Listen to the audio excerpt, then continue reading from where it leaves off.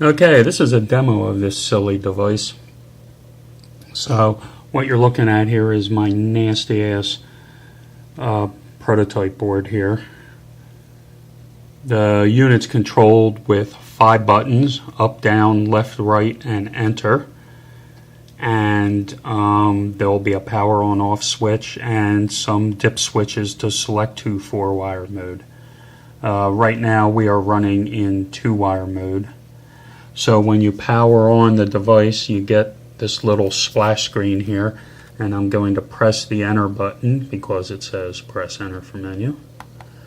And so what you get now is you get your top level menu screen here. The little cursor on the right is telling you which choice you have selected, and you can cycle through these using the up and down arrow buttons, and it'll wrap around when you get to one of the limits of the boundary. This menu has 3 choices, and the very bottom line you can see is if you do execute query, what it's going to do is it's going to try to read a holding register at 1901 on slave address 3, and it's going to read 1 word.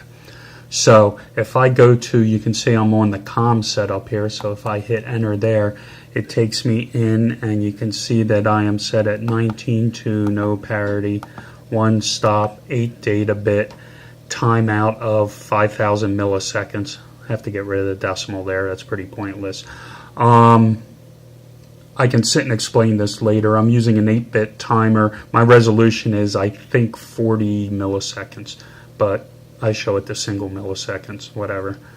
And so I go back up to the next choice then is your last option is to return, and if I hit the down arrow again, it should take me back up to the top there.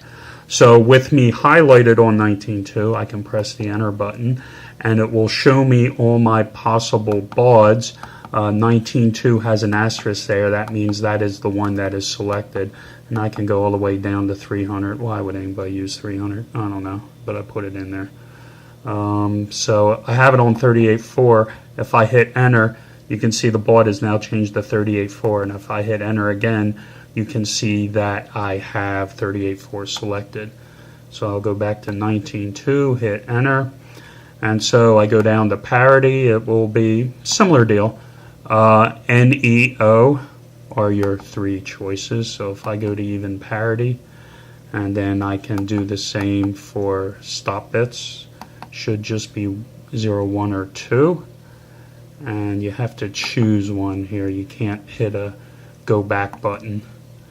And data should be 7 or 8, and so I can just choose 7 if I want. And then finally timeout. Now timeout's a little bit different, and the register address, which I'll show you in a minute, are a little bit different. When I hit enter to edit this, actually I hit enter and it took me into this screen right here, and then I hit enter again, and you can see I get a cursor, and now using my left and right arrow buttons I can change positions, and then up and down I can select a different value.